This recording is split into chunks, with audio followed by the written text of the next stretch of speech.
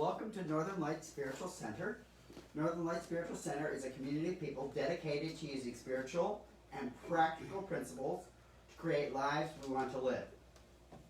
Northern Light Spiritual Center offers practical and spiritual tools to make positive changes in our lives. My name is Reverend Vaughn Amaré, and I am here with Reverend Mykal Amaré, and we are the co-ministers here at the center. We are also very blessed to have Reverend Pamela Grace, who is the founding minister, with us on Zoom. And we are most blessed because today is Practitioner Sunday, which is a process that happens every 5th Sunday of the month. We have the opportunity to learn from our practitioner, Stephanie Scranton. So please join me in our opening song in this very room.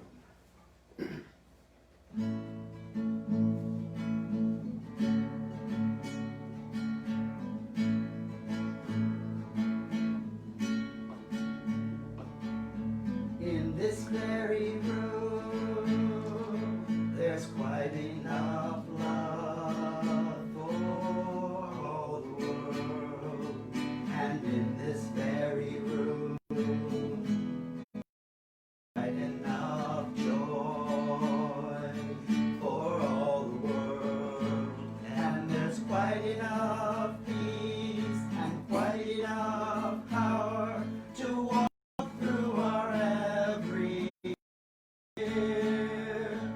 For Spirit, sweet Spirit, is in this very room.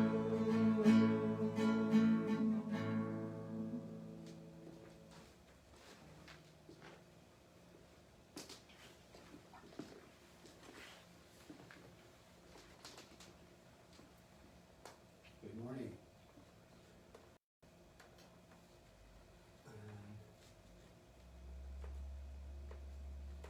Now we are going to have a brief meditation. And I just invite you to get comfortable where you are. Whether you're outside on the patio, you're inside, or you're still in bed yet, that's fine. Just find that sweet spot where you can just get comfortable and be present. And in that moment, in this time, I invite you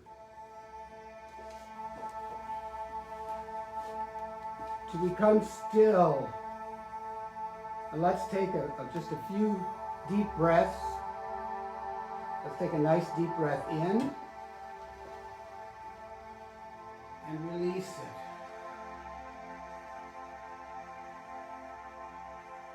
Another one in and release that. And one more, nice deep breath. And release. During this time of meditation, I invite you to imagine that there are little cracks in your being. Cracks where the light can come in, and cracks where the light and the love can go out. And with these cracks, I just invite you to imagine that you are sending your love, your light, out through these cracks to all those that are in pain this day. No matter what the pain is from, that you are sending out your love and your light, which is a healing presence, which is a healing power. So just let it flow.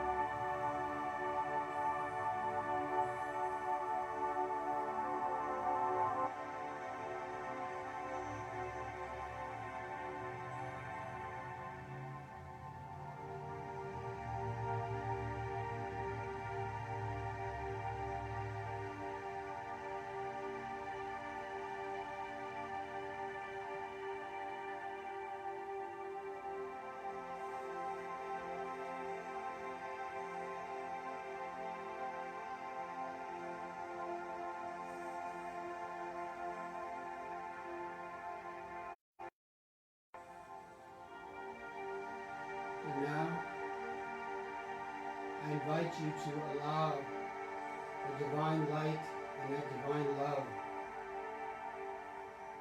to come into those cracks,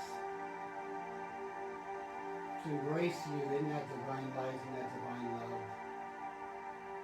To find that healing for yourself.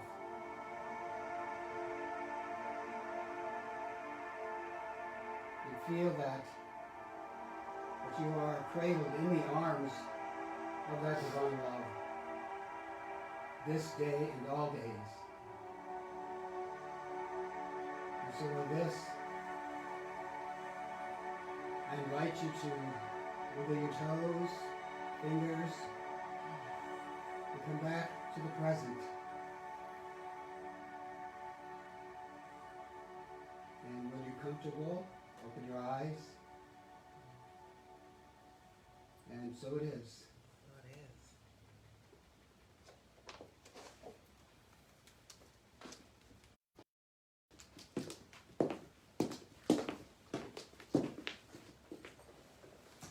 So good morning.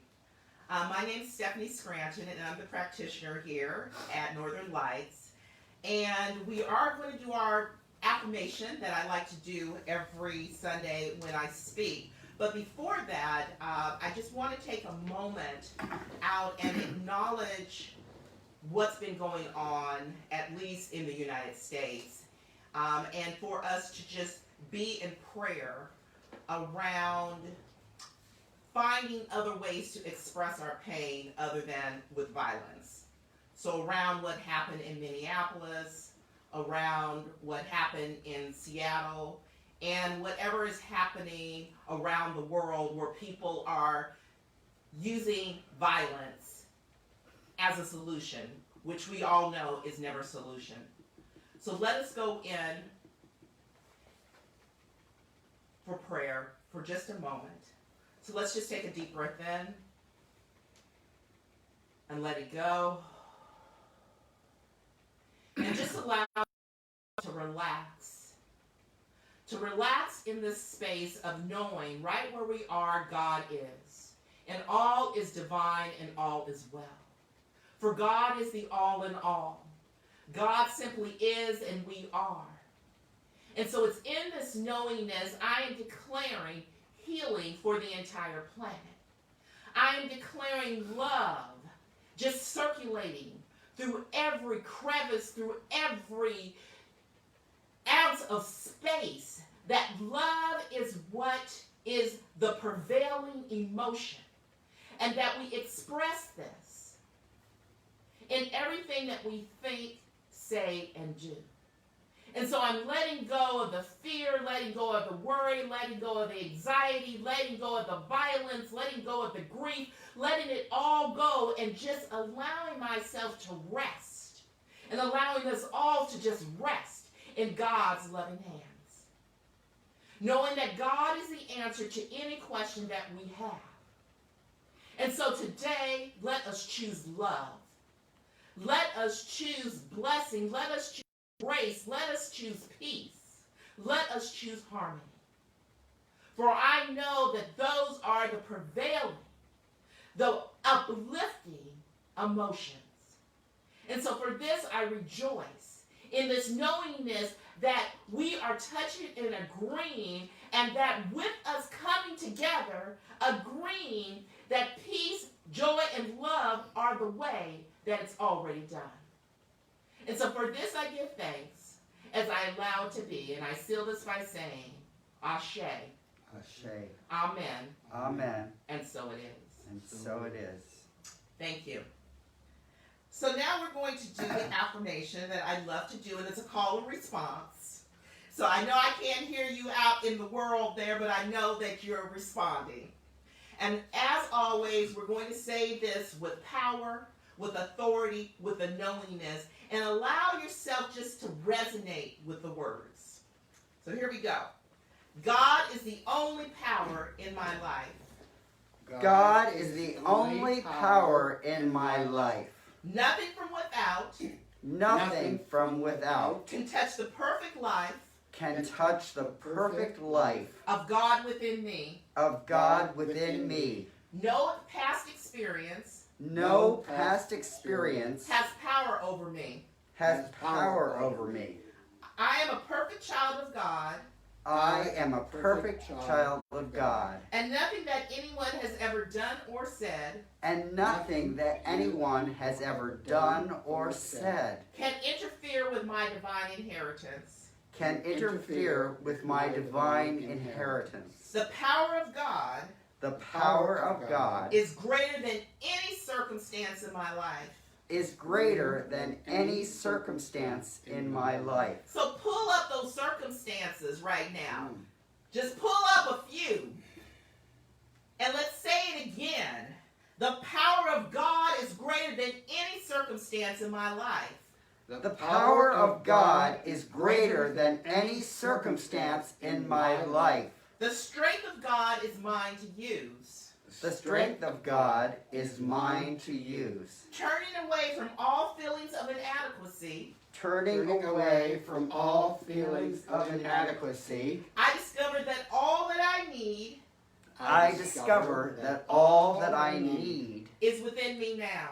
is within me now. As I forgive the past, As I forgive the past, and I do forgive the past, and I do forgive the past, I find that I have nothing to be sorry for I find that I have nothing to be sorry for and nothing to run away from. and nothing to run away from. Casting off the old me, Casting off the old me, I discover my true self. I discover my true self. I take dominion in my life. I take dominion in my life. Old habits have no power over me. Old habits have no power over me. Conditions have no power over me. Conditions have no power over me. And my favorite, personalities have no power over me. Personalities have no power over me. I take dominion.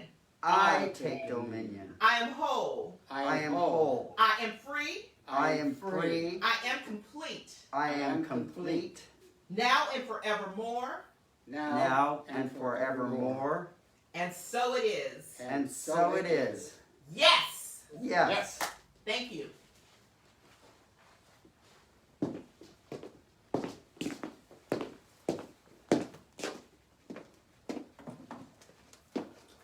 No, thank you, Stephanie, for the prayer and for your affirmation, which is always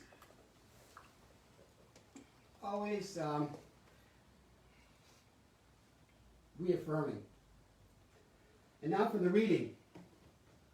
Today's reading comes from an article online, and it's called "As You Believe: Thoughts of a Religious Science Practitioner" by Ronald Glenn Gossenboom, I think.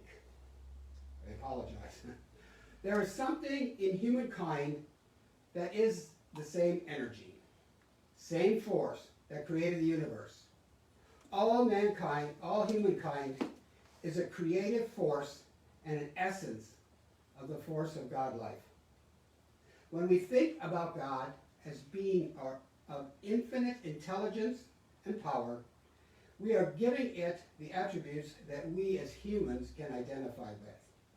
But we must, and in most cases we do, know that God is not the label we give it.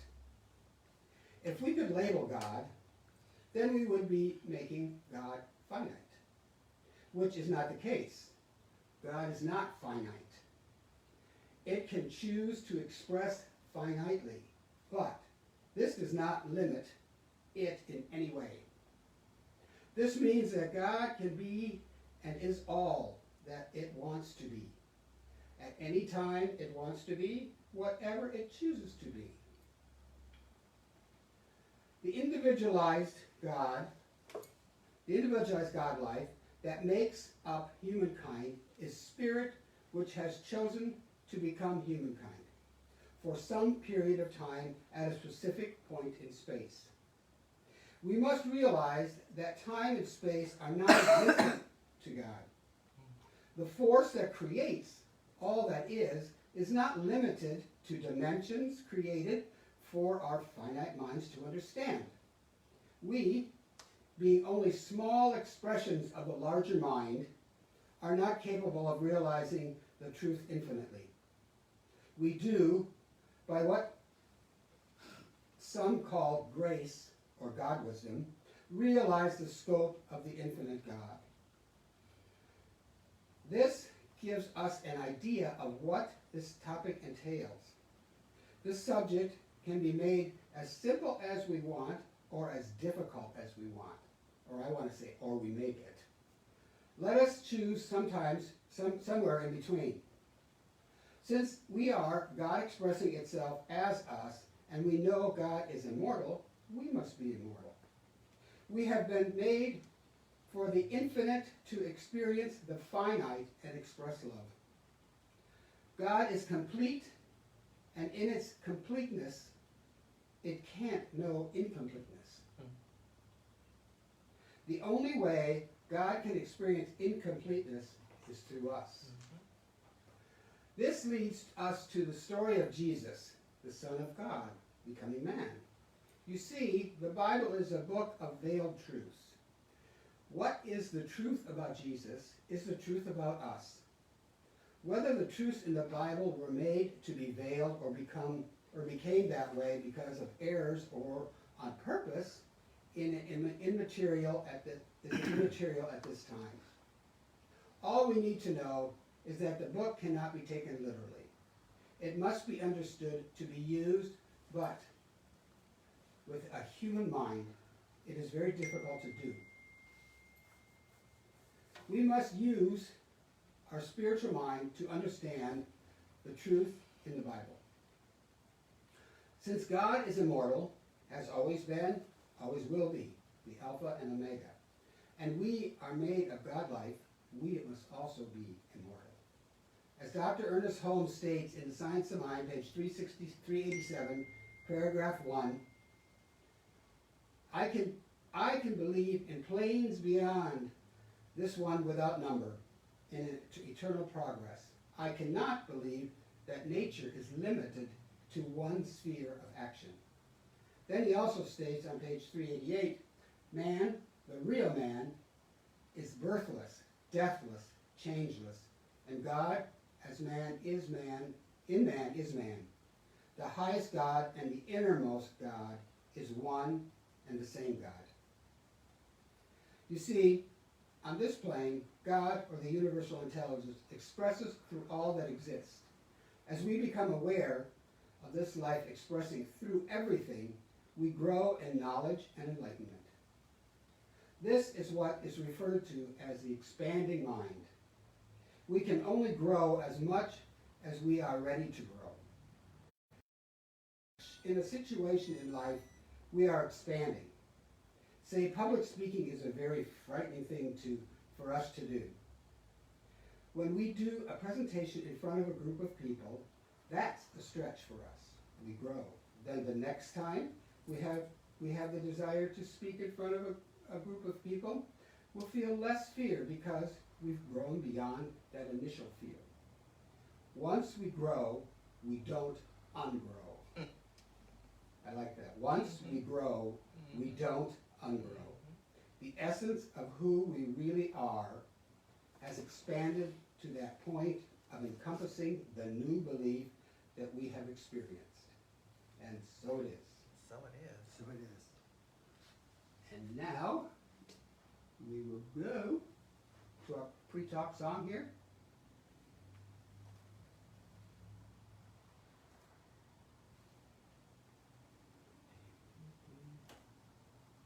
Beginning workout. Yeah, let's get our workout. Let's get our work.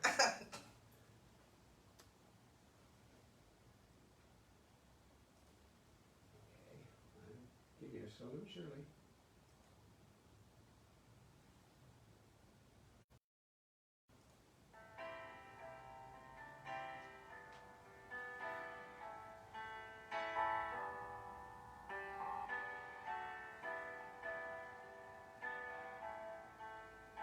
Use me, oh God, I stand for you, and hear all about as you show me all that I must do.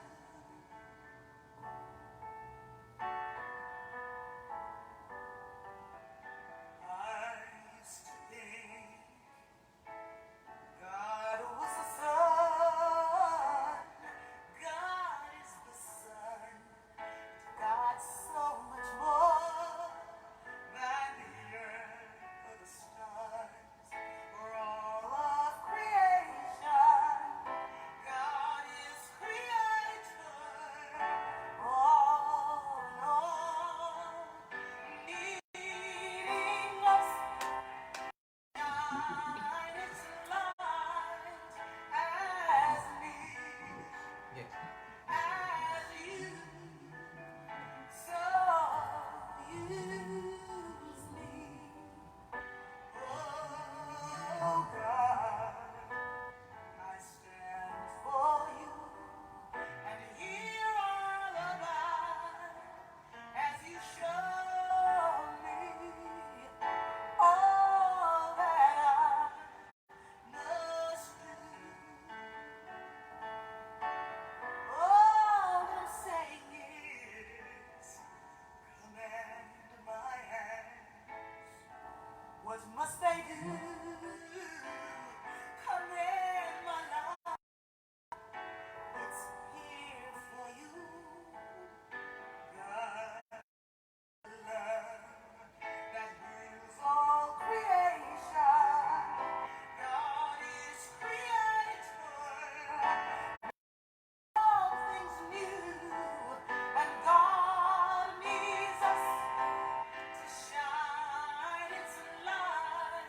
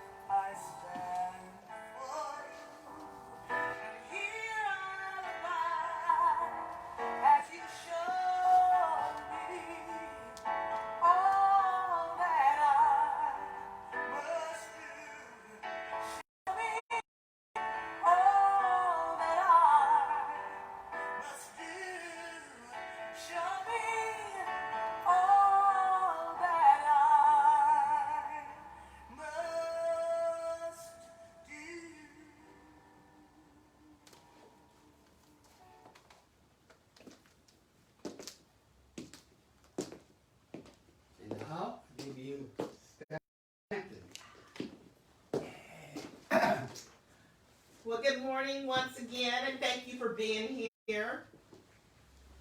So there's a story about this rambunctious 5-year-old boy whose parents brought home a new baby brother.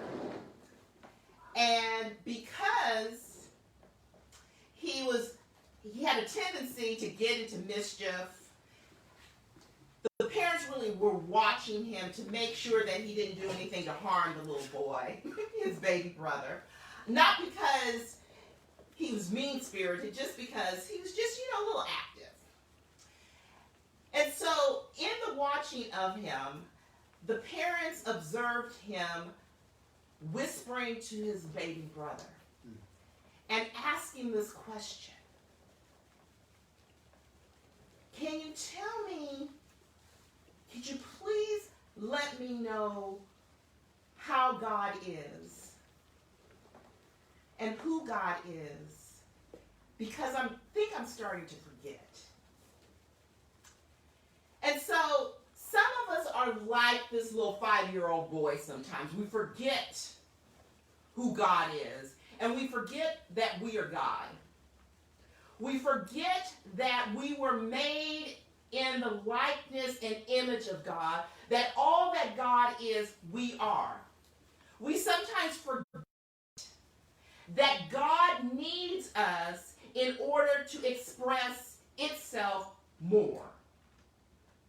We sometimes forget that we are the eyes of God, that we are the ears of God, that we are the mouth of God, that we are the hands of God, that we are the feet of God, that we are the body of God. We forget who we are. We forget the truth of who we are. And so the time to remember is now. I was a member of East Bay Church of Religious Science in Oakland, and Reverend Eloise was the minister, the senior minister at the time, and she talked about this woman saying she didn't want a disado man. And what I'm saying is disado, which converted really means this will do. Okay, so do you want to have a disado life? Is that what you have signed up for? I'm here to say that God did not place us here to be disado. God placed us here to live life fully, to enjoy life, to expand, to be the greatness that we are. That is our purpose. To be here, to be in joy, to be in love, to just live life full out. We are here, and let us play on God's playground. This is God's playground. It is time for us to be excited about life, for us to live life fully, to play full out, so that God can be expressed more. Some of us forget and think that we are human having a spiritual experience, as opposed to being these spiritual beings having a human experience. If we were to remember that, we would be operating differently. And I'm not saying that we operate from this place of non-God experience all the time, but there are times when we do. We forget. We forget and operate from a different place, and we settle for things that we shouldn't. And I'm shitting all over it, I know.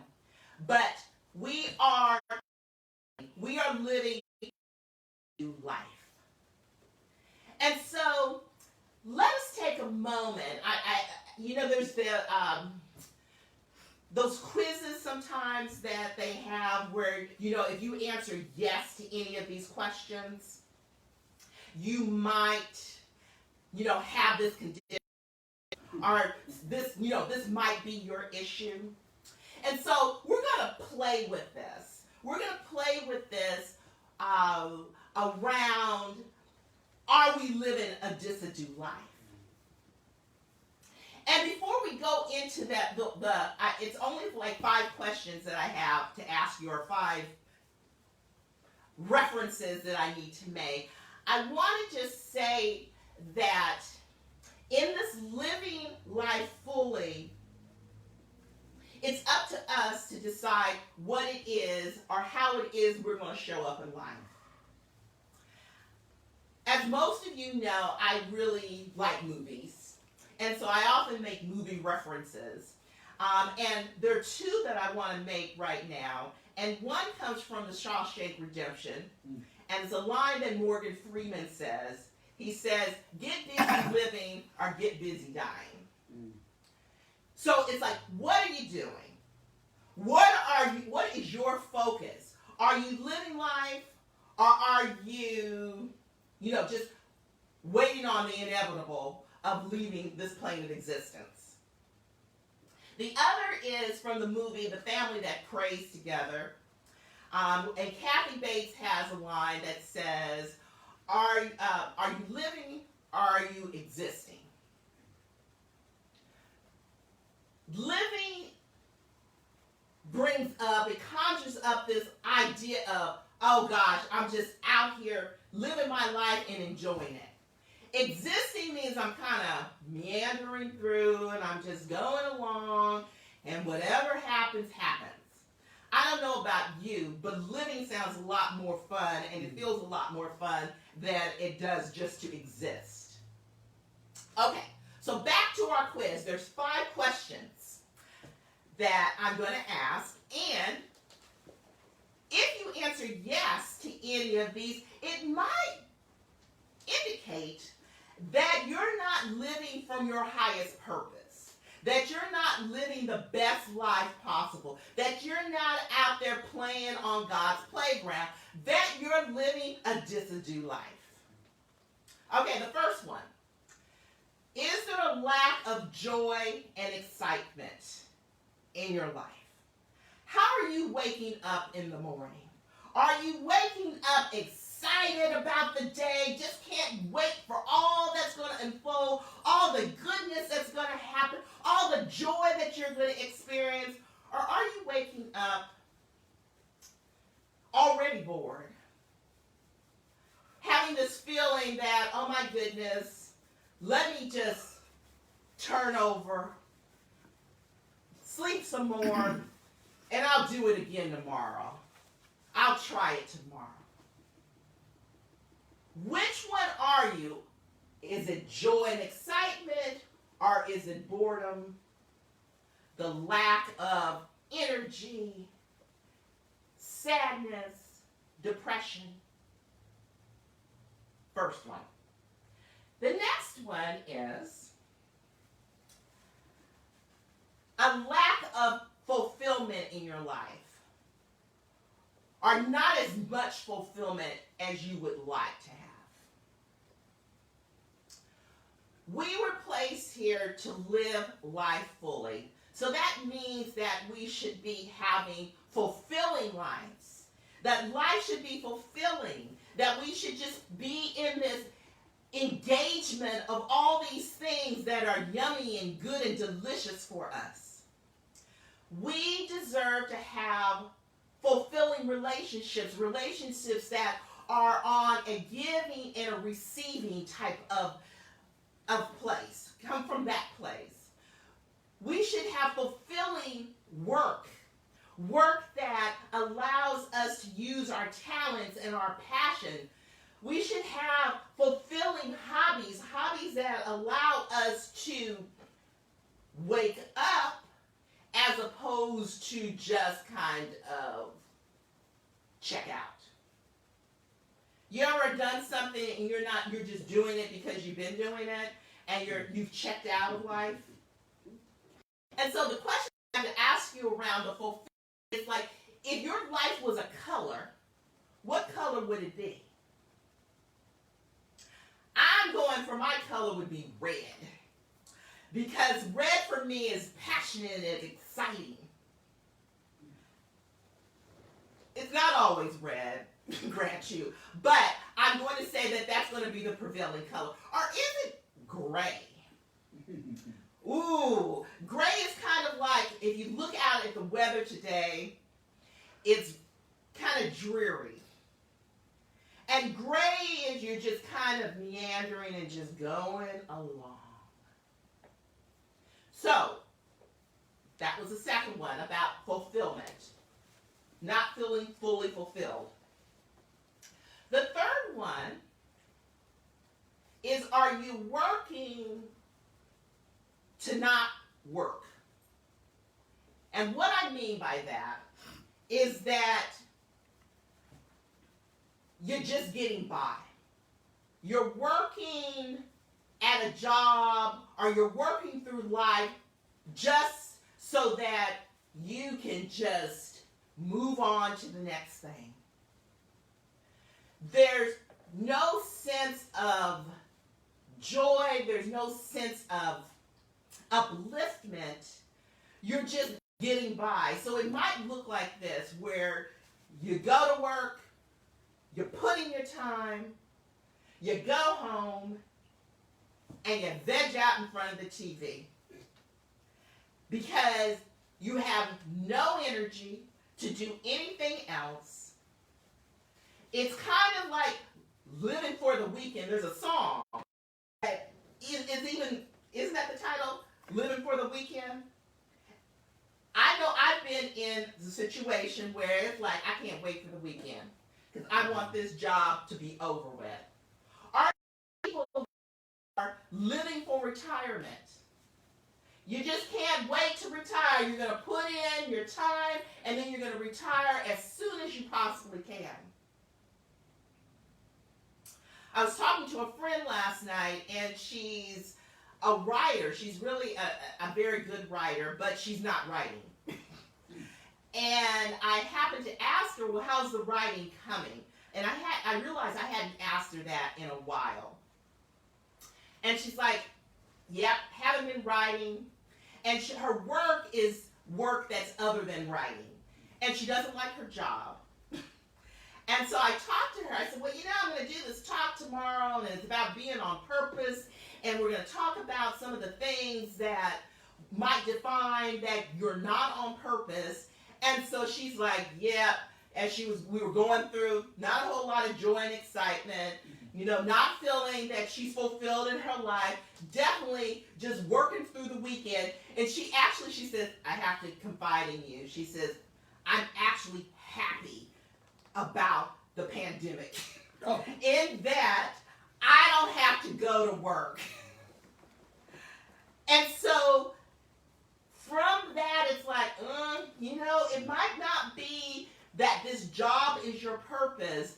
And we start talking about ways in which she can reframe her life so that she can now find excitement and joy in what it is that she's doing. Okay, so that was number three, about working so that you don't have to work, so that you don't have to work on your purpose, work on your dreams. Number 4, are you feeling stuck? Are you wanting to move but not knowing how to move? Not knowing what to do, where to go. And you're kind of like that hamster in the wheel. You know what I'm talking about? Just running, but you're not going anywhere. It also brings up in my mind the movie Groundhog Day. And in Groundhog Day, Bill Murray ends up reliving the Groundhog Day, actually, but over and over and over again until he gets it. And so sometimes, and I know I have felt like this, where I felt like I'm living in Groundhog Day, where I'm having the same day over and over again. And that is not uplifting. That's a stuck place. That's number 4. So number 5 is, what is number 5? Number 5 is just having no direction.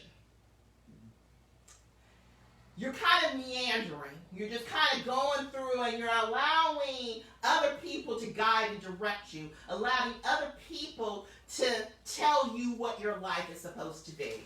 are telling you how you're supposed to show up in life. So, 5 questions. Did you answer yes to any one of them? If so, you might have, or you might be suffering from that condition called disado. The condition called not honoring your purpose. So, when we're looking at not honoring our purpose and not being our purpose, why are we not doing it? Well, Reverend Pamela talked about it a bit a few Sundays ago, where she talked about our beliefs getting in the way. And in the reading, I also talked about fear, which is based on your beliefs. And so when we're in a belief that is not uplifting, that is not allowing us to move forward, we're living typically from the past. So we're living from past experiences because all the experiences that we've had have come together, and we're remembering what happened when we tried to do this before. Or we heard about somebody that tried to do this and it wasn't a good outcome. Or we did this before and it was like, I didn't do a good job or whatever. I imagine that, think about this. If God had, God being a person, God's a person, and now God is looking at him saying, okay, I've created all these people. And oh my God, there was slavery. Oh, there was the Holocaust. Oh, there are wars. Oh, all this stuff. And God just said, well, I'm just going to stop creating people. Because look at what they're doing. We talked about in the affirmation of past experiences have no power over me. Personalities have no power over me, but yet a lot of times we let them have power over us and we don't move forward. We don't go toward our purpose. Now, I'm not saying that life doesn't happen, because life happens. I mean, there's stuff that happens in life that sometimes you just feel like you're down for the count. But when someone, and I'm using a boxing metaphor, I don't know where this came from because I don't even like boxing. But when the person is knocked out or knocked down, they need to get back up. Right? Because otherwise, I think if they count to 10, is that what it is? Right. Then they're out. Right. And so some of us just feel like, we've been hit, we've got knocked down, and we stay down. Not living life's purpose, your purpose. So, what are some ways in which we can live our purpose? Or even find out what our purpose is, because some of us just don't even know. And then there are those of us that know but just aren't doing anything about it. But what's a way in which we can figure out what we should do? Well, remember, we started off saying that we're God. And that everything is God. That we are made in the likeness and image of God. So therefore, if God placed us here so that it could express more, why don't we just go ask God? Why don't we ask, what is it that I should be doing? This can be done in a variety of ways. Meditation is one of the ways in which, which comes up for me. And meditation can be done in a multitude of ways. It doesn't mean that you have to be sitting in the lotus position with your hands upright and oming all over the place. That's not what meditation can look in a variety of ways. I mean, there are walking meditations. There are guided meditations. There's all types of meditations that one can do. The point is to get quiet, still, to listen to what God is trying to birth through you. I have a friend that has coffee with God every day. And in this, she is able to, she gets a lot of hits from God because she's paying attention. I have started in my meditation asking God, what is it that you want me to do today? Who is it that you want me to be? How do you want me to show up today? And I have to say, God always answers. God is always giving me the answers. And answers come in a variety of ways. They can come immediately. They can come in something that someone says. It can come from you're driving down the street and you see a billboard. Something you're reading. It can come however. Another way to go into the asking is journaling. Now, I know everyone does journal, and I happen to be one of them. Journaling is not my strongest, but it definitely is a very powerful tool. Answers come. And there are a host of other ways in which one can ask. But the thing is, and the point is that we have to be engaged. We have to connect with our spirit self. Because remember, we are spiritual beings having a human experience and not the other way around. Other ways. What are your strengths? What are your gifts? What are your talents? Those might be some of the things that you were given those so that you could express them more fully. Another way is, what are you passionate about? What is it that you just love to do? I remember you've heard the saying that, when you really love something, you'll do it regardless of if you're getting paid, and the saying doesn't quite go like that, but that is me just kind of putting my version on it.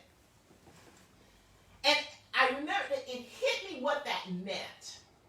I'm a fashion designer, and I was going to LA to hopefully get some of my designs in a store. And so I was going to travel with a friend, and we were driving down to LA. In preparation for the trip, I had many sleepless nights just trying to get ready, trying to have my products all together.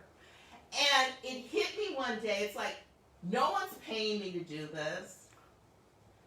I might not even get picked up at the store, but I'm doing this because I love it and because I have to do it. And regardless of what anyone else says, this is an expression that I have to do. This is something that I have to do. So it's finding that passion. What is that passion? Now, if you couple that passion with your gifts, your strengths, your talents, oh my goodness, you might have a purpose right there. It's time to discover. We got to go deep. We got to dig. We got to just go within and figure it out. And it's not hard. Just got to sit back and relax and listen. It's important that we do this because we are here to express. We are here to express God. We are here to live a life of joy, to live a life of excitement, of exhilaration. We're here to play on God's playground. We're not here to have a dis-a-do life. And if you find yourself in that dis-a-do mode, let's reframe and do something new. So, it is the time in the program where we got some homework. What I'd like you to do, at least for the week, and I would love it to be for the lifetime, is to go within every day, at least for this week, and ask God, what is it that you want to express through me today? What is it that needs to be expressed? Who do I need to be today? Because we're going to hone in on that skill of listening, being receptive, and being obedient. So you get the hit, and we're constantly getting hits. We're constantly getting the clues. We're constantly getting this inspiration from Spirit within. Once we get it, we got to act upon it. So it's not enough just to sit back and say, okay, I got it. You now have to move. Okay, so again, I'm going to repeat. Homework for this week, and I hope that you continue this, is to meet with God, commune with God, and ask God, what is it that you would like me to do? Or what is it that I am to do today to express you more fully, to express my purpose? Thank you, and so it is. And so let's just go within for a moment. And let's just take a deep breath in and letting it go. And just allow ourselves to settle in the word that is God. To settle in the knowingness that God is all there is. To just be in this knowingness that all is God. And therefore, we are one with God, as God. And so as we allow ourselves just to be, as we allow ourselves just to relax in God's unchanging hand, we allow God to use us. We allow God to guide and direct us. And we right now are standing firmly in that purpose that God placed us here to be. There is something that is unique that only we can express, that only we can do. And I'm declaring that we are right now open and receptive and following through on this. I'm celebrating us all, celebrating us in this knowingness that we are living and playing full out in this playground that God has placed here for us to just be all that we can be. And so I'm celebrating us all, knowing that we are doing it, knowing that we are being it, knowing that we are letting go of everything that is counter to our perfection, to our grace, to our greatness. And so from this place, I give thanks as I allow it to be, and I seal this by saying, and so it is. Thank you.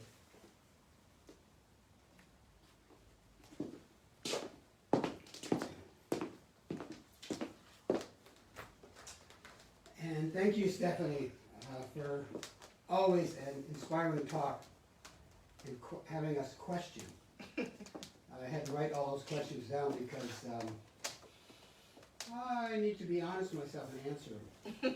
I think that's the challenging point, is about being honest with yourself. Yes. And so I really would like to thank everybody for joining us on Zoom or on Facebook today. And if you're on Zoom and you want to hang around for the after talk discussion that we have, feel free. And if anyone would like to donate to the center, you can go on our website, which is real easy. It's northernlightspiritualcenter.com, and there's a donate button, and we would greatly appreciate that. And so I want to thank Stephanie for speaking today and coming forth and giving her all, as she always does. I have yet to find when she doesn't talk that she doesn't give her all, her passion. And I want to thank Reverend Vaughn for being here and for everybody else. And so thank you. And it is a gratitude that I stand here with each and every one of you present either in this room or virtually.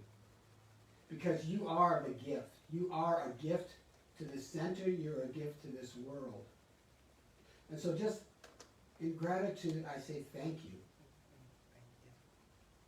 I say thank you for being who you are, for stepping up and stepping out.